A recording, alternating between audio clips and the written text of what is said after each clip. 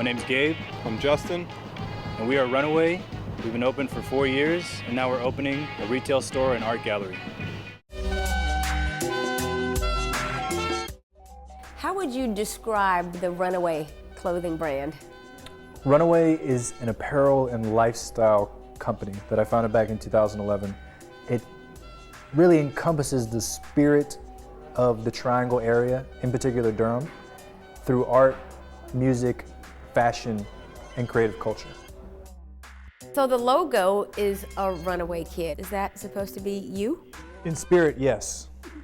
And it's the little kid, not the rabbit. The kid is more of a traveling spirit that is in search of something greater than himself. And we try and really purvey that in our branding. My background is I've been drawing since I came out the womb, so it's really me just doing what I've always known to do. So I got a BFA, Bachelor in Fine Arts from Syracuse University. You know, it was very much more of the fine art side of it as opposed to fashion. But when I was in college, I became more interested in clothing. Runaway started in my basement. Really, it was just about making clothes for me and my crew. It was really just about, you know, it was more just a fun project. As soon as people, you know, kind of asked me, where'd you get that? Or, you know, people were trying to buy the shirt off my back. It was like, okay, well, maybe I should just see how this goes. Went to Morgan Imports, which is one of our boutiques that we sell stuff through. Actually, our first retailer. And at one point, we were in 15 stores in the area. And then at that point, it became pretty clear that, like, you know, I'm gonna try to open our own store. Justin came into the picture a couple years ago. You know, I saw he was a good-looking kid, and I had him do a photo shoot for us. And after we did the photo shoot, he was just all about the brands, retweeting everything, putting stuff out there. So, you know, I saw the potential in him and the fact that he was, you know, hungry and really got the brand message. Fashion design artist, you think New York, but you left New York to come back home. What brought you back? The South is really where it's at for me. You know, being born and raised here, Durham Public Schools, I've had mentors here, all different types of programs that have made me the person I am. I wanted to come back and give back to the area in the only way I knew how, which was, you know, through the arts. And, you know, now I feel great because the brand is actually, you know, helping put other people on and not just myself.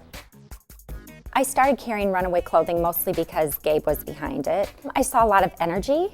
I saw someone who was really smart and someone who was going to succeed. But everybody wants local right now, and so to be able to support somebody who is actually from Durham. The product is great. He uses the best t-shirts, he uses the best hat. I think they're sustainable, which I think is huge if you're going to go into retail. You've got a great relationship with the other local businesses here on Main Street. Talk about that. Dorian, who owns BU Cafe, he just did a Kickstarter project, and we helped design a lot of his rewards that went out through it. And in turn, we have a Runaway latte there. So, you know, any way we can trade services to help each other out, I'm all about it. You use local talent to create your store. That's very true. So for all of our product displays, went with Bull City Designs. They are located right here in downtown. One of their guys actually, you know, I've played soccer with back in, you know, middle school through high school.